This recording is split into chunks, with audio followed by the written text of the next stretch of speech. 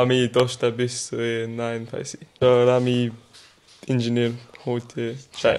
ভাঙা বাংলায় এভাবেই নিজের সফলতার কথা তুলে ধরলেন ব্রিটিশ বাংলাদেশি কৃতি শিক্ষার্থী আয়ুশ সাহা। 21 আগস্ট যুক্তরাজ্যে প্রকাশিত জিসিএসই পরীক্ষায় সব কয়টি বিষয়ে সর্বোচ্চ গ্রেড 9 পেয়েছেন British Bangladeshi A Tarun. My name is Ayush and I got all 9s for the 10 subjects that I took for GCSE. I took maths, all the sciences, so physics, chemistry, biology, English and technology, French, geography and economics. From where? From Queen Elizabeth's. Routine অনুযায়ী পড়াশোনা করলে সফলতা আসবে জানান আয়ুষ সাহা। পাশাপাশি বর্তমান সময়ে সামাজিক মাধ্যমে তরুণ-তরুণীরা যে আসক্ত সে বিষয়েও নিজের অভিজ্ঞতার কথা জানান এ তরুণ। My advice is procrastination is a big thing, like when you're on social media for a long time, when you're meant to be revising or doing schoolwork. As long as you got that handle, like you got a good balance between scrolling on TikTok or like watching Netflix and then doing your homework or revising, I think that's good. Like if you find the balance, then you're set. সাংবাদিক ও accountant অনুপম সাহা এবং school শিক্ষিকা শান্তা সাহার দুই ছেলের মধ্যে ছোট আয়ুষ। ভবিষ্যতে স্বপ্ন দেখেন ইঞ্জিনিয়ার হওয়ার। What's your future plan actually?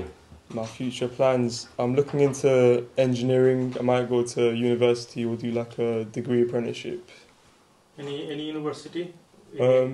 I haven't chosen yet, but maybe like Imperial or Oxford or whatever. ছেলের সাফল্যে উচ্ছ্বসিত আয়ুষের বাবা মাও। আসলে মা বাবা হিসেবে আমরা শুধু গাইড দিয়েছি, ও কি করছে ফলো আপ করা, স্কুলের সাথে রেগুলার কানেক্ট করা, যে হোমওয়ার্ক করছে কিনা, স্কুলের পরীক্ষাগুলো কেমন করছে, এটা একটু সবসময় নজরে রাখা আর কি, জাস্ট দেখা যে ও লাইনচ্যুত হয়ে যাচ্ছে না।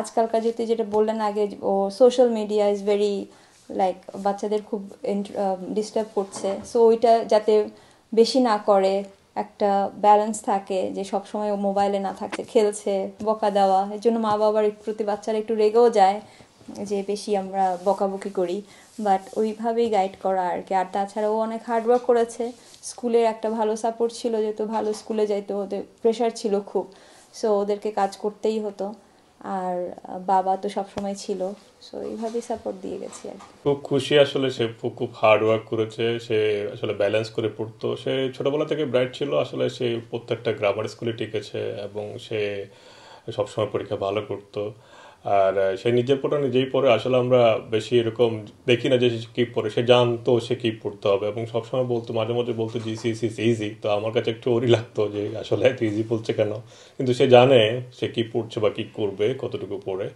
এবং হি ম্যানেজ ইট ভেরি ওয়েল, এবং সে তার যে থিঙ্কিং করছে যে তার 10টায় যে লেভেল 9 সে টার্গেট করছিল সেটা অ্যাচিভ করছে।